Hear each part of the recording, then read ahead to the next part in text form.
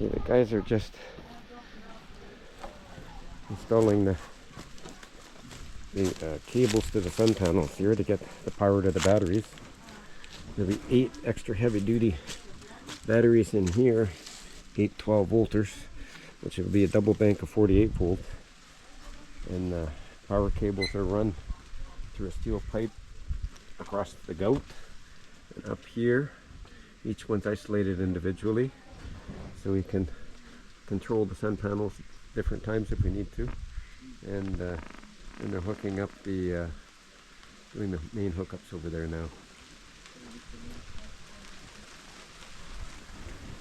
So everything's solar powered, concealed, and protected.